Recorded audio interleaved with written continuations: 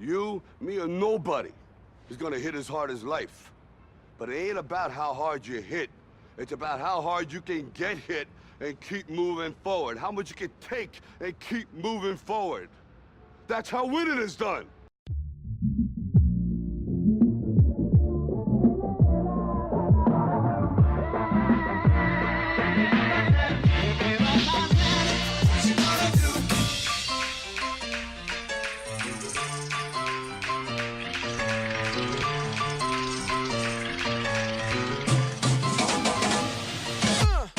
로키 시리즈부터 알린, 그리고 크리드까지 오직 복싱 영화 안에서만 맛볼 수 있는 복싱 필살기를 모아봤습니다. 필살기 시리즈 첫 번째 영화 사우스포입니다.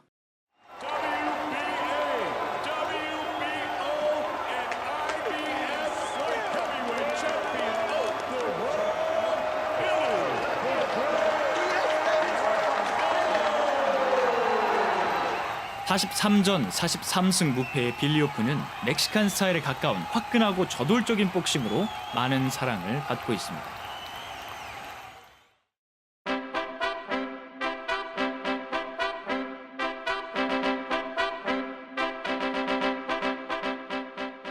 멕시칸 스타일의 복싱은 정신적인 부분과 기술적인 부분으로 나눌 수 있습니다. 멕시코 출신의 후안 마누엘 마르케스는 그 유명한 파퀴아오에게 한 라운드에 2번도 아니고 3번 쓰러지고도 전혀 물러서지 않는 모습을 보여줬습니다. 뜨거운 심장을 가지고 있어야 한다는 말이 있을 정도로 끊임없는 공간 압박과 분노에 가까운 공격적인 태도가 특징입니다. 기술적인 부분으로는 한 번에 상대방을 눕힐 수 있는 강력한 피니시이자 빌드업으로도 활용 가능한 앞손 훅과 상대방 몸의 오른쪽에 위치한 간을 공략하는 바디 훅이 있습니다.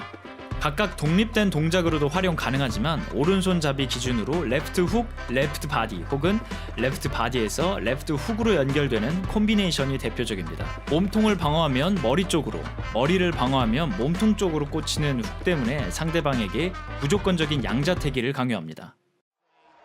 직선적인 원투보다는 훅의 사용 빈도가 높고 경기에 임하는 태도에 있어서도 광기에 가까운 분노를 쏟아내는 빌리 호프 역시 멕시칸 스타일에 가까운 선수라고 볼 수 있습니다.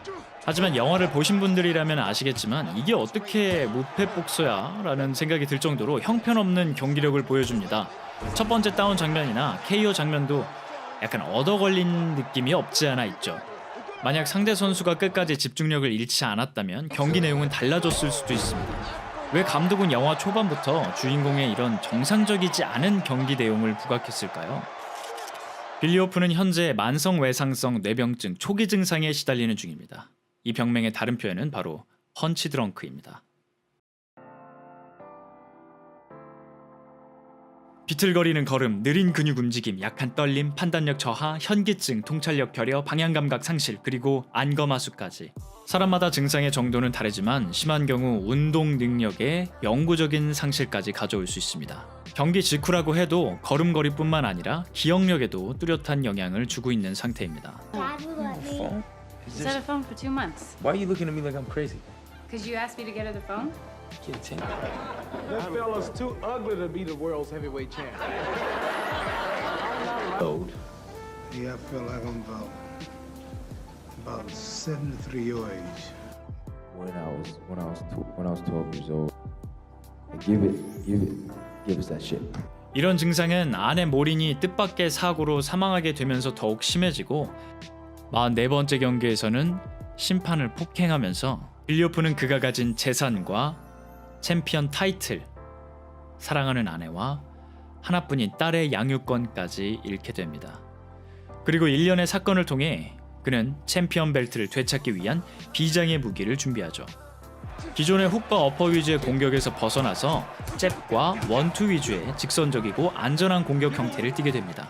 또한 분노에 가까운 공격적인 태도를 버리고 준비된 전술을 코너의 지시에 따라 침착하게 수행합니다. 주로 동유럽 출신의 엘리트 복서들이 선호하는 수비적인 스타일로서 앞손으로는 상대방을 서서히 침몰시키고 뒷손으로는 공격을 방어하거나 순간적인 카운터를 내는 방식입니다. 하지만 아직 챔피언 벨트를 되찾기에는 역부족이기에 수비 방법에 있어서도 새로운 무기를 준비합니다. 크랩가드 필리 쉘입니다.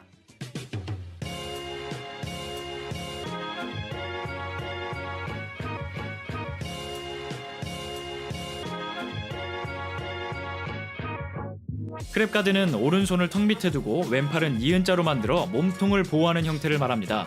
플리커잽이나 숄더롤과 상당한 궁합을 자랑하지만 높은 숙련도와 유연성, 동체 시력, 반사신경 등 정상적인 상태가 아닌 빌리오프가 소화하기에는 불안정한 부분이 있습니다.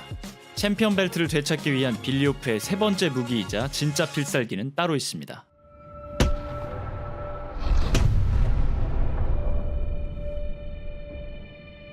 오소독스에서 사우스포로 순간적으로 전환하는 스탠스 스위치. 스위치 복싱을 보기 전에 잠깐 앞부분으로 돌아가 볼게요. 이 영화의 마지막을 장식하는 챔피언 타이틀전 바로 전 시퀀스에 트레이닝 몽타주가 나옵니다.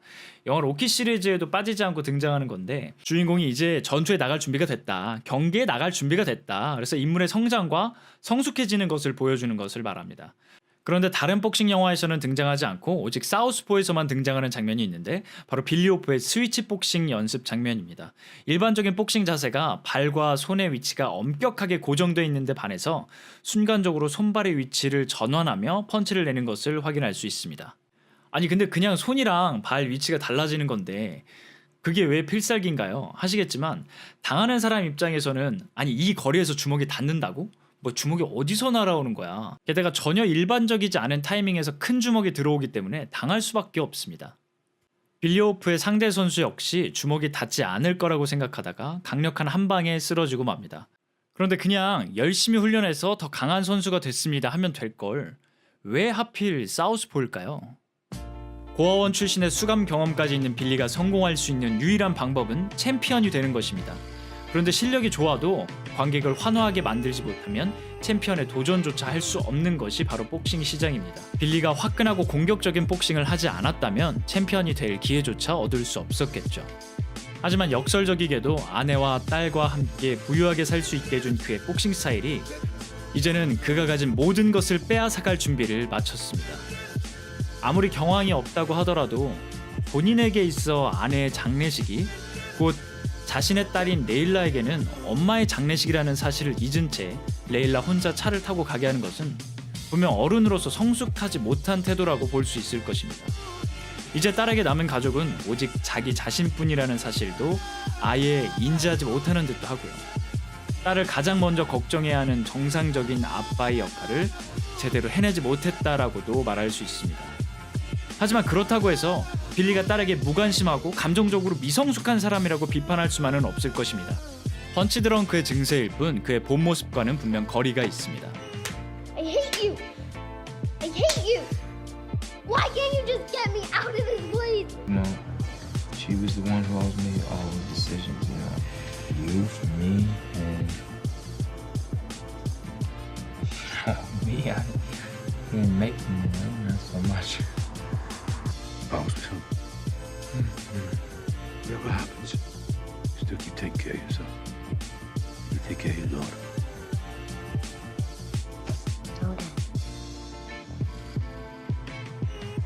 빌리가 복싱 스타일을 바꾸고 경기 중에 사우스포로 자세를 전환하는 것은 곧 딸을 보호할 수 있는 강한 아버지가 되겠다는 그의 의지가 투영된 메타포라고 볼 수 있습니다. 강한 선수가 아닌 강한 인간으로 바위 같은 주먹이 아닌 바위처럼 흔들리지 않는 아버지가 되는 영화. 오늘 영상은 여기까지입니다. 시청해주셔서 감사합니다.